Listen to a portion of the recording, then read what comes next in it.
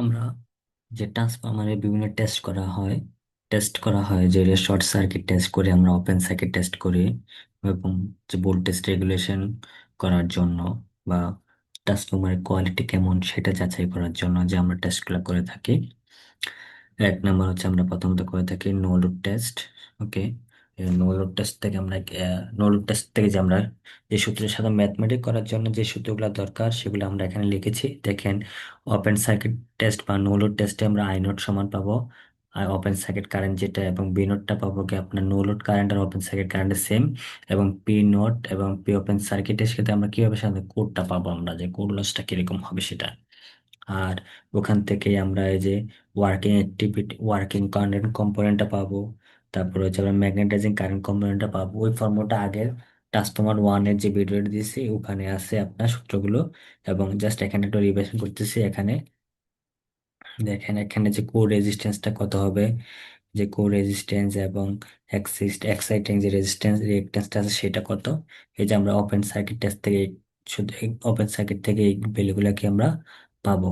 আর short circuit থেকে কি পাবো, এই যে শর্ট সার্কিট টেস্ট থেকে সাধারণত এই যে R01 মানে রেজিস্ট্যান্সটা পাবো প্রাইমারির, রেজিস্ট্যান্স হবে রেফার টু প্রাইমারির, এবং ইম্পিডেন্সটা পাবো ওখান থেকে আমরা কি বের করে নিতে পারি আপনার এই যে X01টা বের করে নিতে পারে, টুটা বা জেড জিরো স্কোয়ার মাইনাস আর জিরো স্কোয়ার। জাস্ট এগুলো হচ্ছে আপনার সূত্র, বেসিক সূত্রগুলো একটু জাস্ট দেখে নিলাম আমরা। কেমন, এই যে সাধারণত যে ট্রান্সফরমারের যে বিভিন্ন সময় আমরা যে মনে করেন রেজিস্ট্যান্স বা লোড দেওয়া থাকে বা কারেন্ট থাকে, তখন যে প্রাইমারিতে যে রেজিস্ট্যান্সটা রাইজ হয় সেই রেজিস্ট্যান্সটা কি পরিমাণ প্রাইমারিতে হয়, তাহলে ওখান থেকে আমরা এই সূত্র ইউজ করে বের করতে পারি B1 cos theta plus I1 R01, B1 sin theta plus I1 X01 G square root over. আর সেকেন্ডারি সাইডেরও কারেন্ট ভোল্টেজটা বের করতে পারি B2 cos theta minus I2 R02 square plus B2 sign theta minus I2 X02। মানে secondary আর প্রাইমারির জন্য যে primary যে ভোল্টেজটা কি হয় আপনার ডেভেলপ হয় সেটা। এই যে এখানে কি, যে বিয়ন্ড প্রাইম মানে কি ছিল, rise in primary voltage necessary to maintain output terminal voltage constant from no load to full load, আর secondary voltage necessary to same এই যে no load to full load. কেমন, এবং ভোল্টেজ রেগুলেশন আমাকে no load voltage থেকে full load voltage, এবার full load voltage যেটা পাবো সেটা আমাদের ভোল্টেজ রেগুলেশনটা পাবো এখান থেকে, ভোল্টেজ রেগুলেশনটা কি পরিমাণ হবে এই যে ফর্মুলাটা। কেমন, এই ম্যাথটা খুব মনোযোগ দিয়ে দেখবেন। এর একটু ভিন্ন রকমের দেখি আমরা, যে দেখেন A 230/460 ভোল্টের ট্রান্সফরমার দেওয়া আছে, অর্থাৎ এটা একটা স্টেপ আপ ট্রান্সফরমার, এবং সেটার প্রাইমারি রেজিস্ট্যান্স দেওয়া আছে 0.2 ওহম এবং রিঅ্যাক্ট্যান্স দেওয়া আছে 0.5 ওহম, এবং সেকেন্ডারি এই যে 460 ভোল্টের করসপন্ডিং এর রেজিস্ট্যান্স দেওয়া আছে 0.75 ওহম এবং রিঅ্যাক্ট্যান্স দেওয়া আছে 1.8 ohm respectively. Find the secondary terminal voltage, find the কি secondary terminal voltage when supplying, এত মানে সেকেন্ডারি এ যখন আপনার কি সাপ্লাই দেওয়া হয় 10 অ্যাম্পিয়ার এবং 0.8 pf লেগিং হয়, তখন সেকেন্ডারি টার্মিনাল ভোল্টেজটা কত।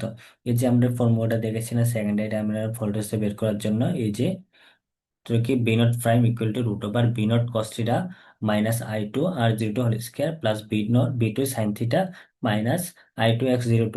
তো এখন আমার তো X02 কি রেফার টু সেকেন্ডারি এবং রেফার টু প্রাইমারি রেজিস্ট্যান্স গুলো বের করতে হবে। এবং দেখেন এখানে কিন্তু আমার কি ছিল, প্রাইমারি এবং সেকেন্ডারি রেজিস্ট্যান্স সবগুলো কি দেওয়া আছে আপনার দেখেন। এই যে আমি এখান থেকে ট্রান্স রেশিওটা বের করে নিলাম। ওকে, এবং থিটাটা দেওয়া আছে আপনার কস থিটা 0.8, তাহলে এখানে I2 দেওয়া আছে কত আপনার 10 অ্যাম্পিয়ার, এবং যে এখান থেকে আমরা যখন এইটা থেকে আমরা হিসাব করলে কি সাইন থিটার মানটা পাই কত 0.6। ওই যে সাইন থিটার সময় রুট ওভার 1 - কস স্কয়ার থিটাকে করলে রুট রুট ওভার 36 আছে, 36কে রুট করলে 0.6 হয়। এখন এই যে যেহেতু সেকেন্ডারি টার্মিনালের জন্য বের করতে বলছে, তাহলে সেকেন্ডারি টার্মিনালের সাপেক্ষে যে রেজিস্ট্যান্সটা হবে কত সেটা, তাহলে ফর্মুলা আমরা আগে দেখেছিলাম R2 + R1/স্কয়ার এবং X02 + X1/স্কয়ার। তাহলে R2 এর মান দেওয়া ছিল কত 0.75 ওহম, এবং R1 এর মান দেওয়া ছিল 0.2 ওহম, আর ট্রান্স রেশিও কত ছিল আপনার 1/2। তাহলে ট্রান্স রেশিওতে ডিভাইড করলে মানে স্কোয়ার করার পরে কত আসে আপনার 1.55 ওহম, এবং এটা আসে কত আপনার 3.8 ওহম। তেমন এই যে এই ভ্যালুগুলো দেওয়া ছিল আপনার এই যে 0.75, 0.8 এবং প্রাইমারিটা দেওয়া ছিল 0.5 এবং 0.2। ওকে, এখন আমার জাস্ট এই যে সেকেন্ডারিতে আমরা ফর্মুলা দেখেছিলাম, এই যে এটা b2 cos theta minus i2 r02 whole square plus b2 sin theta minus i2 x02 square. তাহলে যে এখান থেকে কি আমার ভ্যালুটা বসাইলে পেয়ে যাই আমরা, দেখেন যে 460.8 মাইনাস 10, সেকেন্ডারি কারেন্ট ছিল 10, 1.5 স্কয়ার, এবং এই যে সাইন থিটার মান এটা, এবং বসাইলে আমরা ক্যালকুলেশন করলে পাই কত, 425.32 ভোল্ট। এটা আপনার অ্যাকচুয়ালি, এটা খুব ভালো একটা সূত্র, মানে অন্য একটা সূত্র আছে ওটা দিয়ে আপনি করতে পারেন, তবে এক্ষেত্রে মানে কাছাকাছি ক্লোজ টু মান আসে আর কি।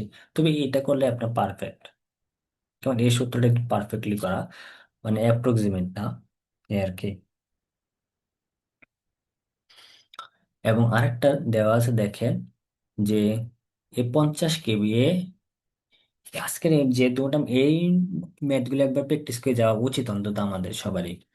ওকে, দেখেন এখন এই 50 কেভিএ এবং 11 কেবি ডেল্টা ওয়াই ডিস্ট্রিবিউশন ট্রান্সফর্মার দেওয়া আছে, যেটা রেজিস্ট্যান্স হচ্ছে কত 1% এবং রিঅ্যাকট্যান্স হচ্ছে 0.7%।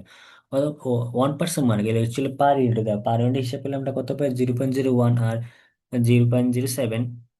ওকে, determine the transformer phase impedance refer to the high voltage side, অর্থাৎ যে হাই ভোল্টেজ সাইডের সাপেক্ষে calculate, also calculate the transformers voltage regulation using per unit method at 95% load and 0.85 lagging PM. তাহলে per ইউনিটের একটা formula ছিল আমাদের, এই যে বি আর পার ইউনিট সমান এই যে আইপিইউ, এই যে আপনি দেখেন আইপিইউ কি, এই যে IPU RPU plus cos theta whole square plus IPU XPU plus sine theta whole square রুটের বাইরে -1। ওকে, তাহলে এটা এখন কি ট্রান্সফর্মার দেওয়া ছিল, আমার তো এটা পার ইউনিটের বিলটা বের করতে হবে, কেমন? কিন্তু আমার অ্যাকচুয়াল রেজিস্ট্যান্স কত সেটা তো আমি জানি না, অ্যাকচুয়াল রেজিস্ট্যান্স কোনটা সেটা। ওকে, তো আমাকে determine the transformer phase impedance refer to high voltage side, এটা কি বের করতে বলছিল। তাহলে আমাদের তো জেড বেসটা কত, যেহেতু পার ইউনিট দেওয়া আছে, তো জেড বেস মানে কি জানি, কেবি স্কয়ার বেস ডিভাইড বাই কি এমবি বেস। তাহলে কেবি স্কয়ার বেস যেহেতু ডেল ওয়াই ডিস্ট্রিবিউশন, তাহলে জেড বেস সমান কেবি 3 বেস, তাহলে 3। ওকে, এই যে জেড বেস সমান 3 × B square base divide by B A base, তাহলে এই যে 3 হিসাব করলে কত আসছে আপনার, জেড বেসটা এত আসছে, কেমন? এটা হচ্ছে জেড বেস। তাহলে জেড অ্যাকচুয়ালটা কত, তাহলে Z per unit into Z base দিয়ে গুণ করলে আমরা কিভাবে অ্যাকচুয়াল ভ্যালুটা পাবো, তাহলে অ্যাকচুয়াল ভ্যালু হচ্ছে এটা। এবং আমার একটা কি বলছে, যে ভোল্টেজ রেগুলেশনটা বের করতে বলছে পার ইউনিট মেথডে। ওকে, পার ইউনিট মেথড হচ্ছে এটা, IPU X RPU plus cos theta whole square plus IPU XPU plus sine theta whole square -1। তাহলে এই যে ভ্যালুটা পুট করে দিলে ক্যালকুলেশন করলে যেটা আসবে, এটা হচ্ছে কত, 4.45%। এই ম্যাথগুলা, এই যে 5-6টা ম্যাথ থাকবে, ম্যাথ সবগুলো একবার একবার করে যাবেন আপনারা। এই দেখেন 3 নম্বর যে ম্যাথটা আছে, দেখেন if 15 kVA 8000 to 230 volt distribution transformer is having 80 plus J30 J300 ohm impedance referred to primary, এবং প্রাইমারি ভোল্টেজ দেওয়া আছে হচ্ছে 7967 ভোল্ট, এবং নো লোড ইম্পিডেন্স দেওয়া আছে আপনার 3 plus J1.5 ohm. Find the voltage regulation for the transformer. অর্থাৎ এই যে আমার একটা ট্রান্সফরমেশন দেওয়া আছে, প্রাইমারি ভোল্টেজ এবং সেকেন্ডারি ভোল্টেজ দেওয়া আছে, এবং এটা রেটেড ট্রান্সফরমারটা লেভেলে দেওয়া আছে, এবং প্রাইমারি রেজিস্ট্যান্স দেওয়া আছে এত, এবং লোড ইম্পিডেন্সটা দেওয়া আছে এত, এবং প্রাইমারিতে ভোল্টেজ দেওয়া আছে কত আপনার, 7967 volt. Okay, find the voltage regulation for the transformer, the voltage regulation বের করতে বলছে। এবং এটা কিন্তু পার ইউনিট মেথডে বলে নাই, পার ইউনিটেও করা যায়। তবে আমি দেখি, এই যে আমার প্রাইমারি রেজিস্ট্যান্স দেওয়া ছিল এত, এবং যেহেতু প্রাইমারিতে বের করতে বলছে, প্রাইমারি ভোল্টেজ দেওয়া আছে, তাহলে সে আমরা ইকুইভ্যালেন্ট রেজিস্ট্যান্সটা বের করে নিই প্রাইমারির সাপেক্ষে। তাহলে এই যে Z01 প্লাস এ স্কয়ার জেড তাহলে আপনার Z01 কত হবে আপনার 8, এই যে, এবং টাচ রেশিওটা এখান থেকে বের করেছিলাম, আমাদের Z1 এবং Z2 এর মান দেওয়া ছিল। তাহলে আমি হিসাব করলে এখান থেকে ইকুইভ্যালেন্ট রেজিস্ট্যান্সটা পাচ্ছি কত, 4269.34 ইন্টু অ্যাঙ্গেল 29.69 ডিগ্রি ওহম। ওকে, এটা হচ্ছে আমার প্রাইমারি রেজিস্ট্যান্স, মানে ইকুইভ্যালেন্ট ইম্পিডেন্স রেফার টু কি আপনার প্রাইমারি। ওকে, তাহলে এক্ষেত্রে আমরা প্রাইমারি কারেন্টটা বের করে নিতে পারি, যে I01 divide by B1 divide by Z01। তাহলে আমার প্রাইমারি কারেন্ট আসছে কত, যে এত, 1.66 অ্যাঙ্গেল -29.69 ডিগ্রি এম্পিয়ার। ওকে। তারপর এই যে আমাদের এই যে ইটু কত হবে, যেটা ভোল্টেজ রেগুলেশন, তার প্রাইমারিতে যেহেতু লোডে গেছে, তাহলে যে লোডের ভোল্টেজটা কত হবে সেটা বের করে, তাহলে ইটু সমান কত আপনার V1 - I01। ওকে, I01, কারণ এটা তো আমার মনে করেন এই যে আমার এখানে E1 ছিল, তারপর এই যে এখানে একটা লোড ছিল, এই যে লোডের এগেনস্টে তো আমাদের বের করতে হবে আপনার। ওকে। তাহলে এই যে আপনার ইটু সমান কত আপনার, দেখেন বাইর করলে কত আসছে আমার, 7571 অ্যাঙ্গেল -3.12 এটা হচ্ছে আমার সেকেন্ডারি যে ভোল্টেজটা পাবো। ওকে। দেন এখান থেকে ভোল্টেজ রেগুলেশনটা পাই V1 - E1 divide by V1, তাহলে 7967 -7.71 71967, যে এই যে জাস্ট মিল ভ্যালুগুলো বসালাম আর কি আপনার, তাহলে কত আসছে 4.97। ওকে। এই যে আমরা যে চিত্র রাখছি এখানে, যে আমাদের B1টা দেওয়া ছিল এবং যে প্রাইমারি রেজিস্ট্যান্সটা দেওয়া ছিল, এবং তাহলে এখানে একটা E1 ভোল্টেজ জেনারেট হলো, এবং এখানে E2 ভোল্টেজটা হলো। ওকে। তাহলে E2 আর E1 আসলে সেম না এখানে।